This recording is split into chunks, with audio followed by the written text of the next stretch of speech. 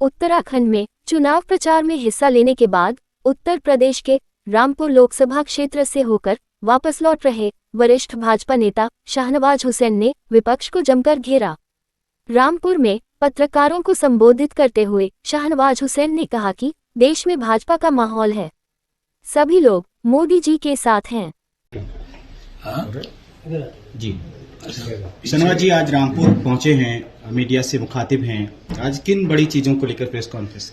देखिए, मैं उत्तराखंड के दौरे पे था कीछा इलाके में, और गुजरते हुए रोजा इफ्तार के लिए मैं रामपुर में अफशान खां साहब हमारे दोस्त हैं, तो उनका इसरार था कि आप यहाँ रोजा खोल लें, तो यहाँ मैं रोजा इफ्तार की नीयत से आया हूँ।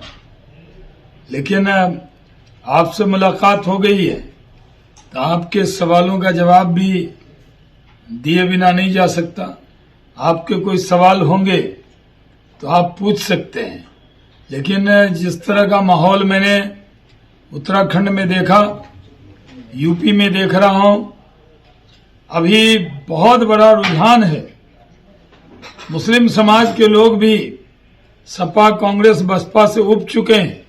उनको लगने लगा है ये तो हारेंगे, वो तो डूबेंगे, हमें भी ले डूबेंगे, इसलिए कोई उनके साथ जाने को तैयार नहीं है। अब अक़लियत के लोग भी जीत के साथ रहना चाहते हैं, मोदी के साथ रहना चाहते हैं, और सबको मालूम है कि आएंगे मोदी, छाएंगे मोदी, जीतेंगे मोदी, $5 ट्रिलियन की इकोनॉमी बनाएंगे मोदी, मुल्क को तरक्की के रास्ते पर ले जाएंगे मोदी। तो जो मोदी का जहाज है उस पर सब बैठने को तैयार हैं, क्योंकि वो नैया पार लगाने वाला जहाज है। और जो दूसरा जहाज है कांग्रेस इंडी अलायंस का, उसका डूबना तय है। तो डूबते जहाज पर कोई मुस्लिम समाज का भी व्यक्ति बैठने को तैयार नहीं है, और इसलिए उत्तर प्रदेश में भी काम के नाम पर, डेवलपमेंट के नाम पर, सबका साथ सबका विकास, सबके विश्वास के नाम पर लोग हमारे साथ हैं। सबका साथ सबका विकास, सबका प्रयास और सबका वोट भी हमें मिलेगा, ऐसा यकीन है। पूरे उत्तर प्रदेश में मुस्लिम चेहरों की अगर बात की जाए तो आपने देखा कितने कैंडिडेटों को मौका मिला है? चेहरा कहीं हिंदू मुस्लिम होता है? भारत के संविधान में कहीं नहीं लिखा है कि हर जात को, हर धर्म को टिकट देना। फिर कहिएगा क्रिश्चियन नहीं दिया, तो सिख नहीं दिया, तो यहूदी नहीं दिया, तो मुस्लिम नहीं दिया। ये सब काम और लोग करते हैं। हम तो ये कहते हैं प्रधानमंत्री के लिए उम्मीदवार है, प्रधानमंत्री के लिए वोट है, और देश में प्रधानमंत्री पोस्ट का उम्मीदवार नरेंद्र मोदी है, और दूसरी तरफ इंडी अलायंस के लोग हैं। क्या एक भी मुस्लिम है जो प्रधानमंत्री का उम्मीदवार है? उनकी तरफ से वो प्रधानमंत्री का उम्मीदवार न बनाए, लेकिन हमसे कहें कि आप एमपी का उम्मीदवार बना दीजिए। पीएम का उम्मीदवार बनाने की हिम्मत है एनडीए अलायंस में या उनके गठबंधन में? क्या अखिलेश यादव कह देंगे कि अगली बार मुख्यमंत्री किसी मुस्लिम को बनाएंगे?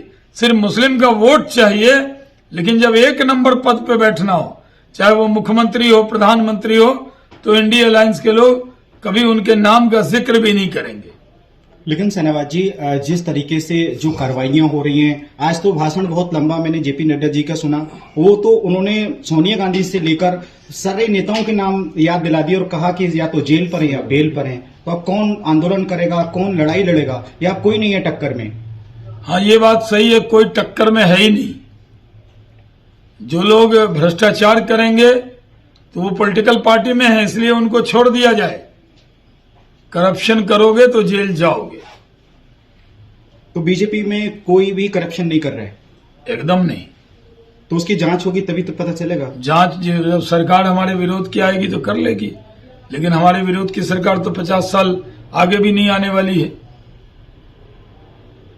रामपुर के क्या हालात लगे? रामपुर में आप? मैं सिर्फ खजूर के हालात देखे और ये इफ्तार के हालात। कभी आजम खान का गढ़ और घर माना जाता था ये रामपुर, और आज न गढ़ रहा न घर रहा। पश्चिमी उत्तर प्रदेश में टिकट का राजतंत्र है क्या कि किसी के नाम का गढ़ होता है?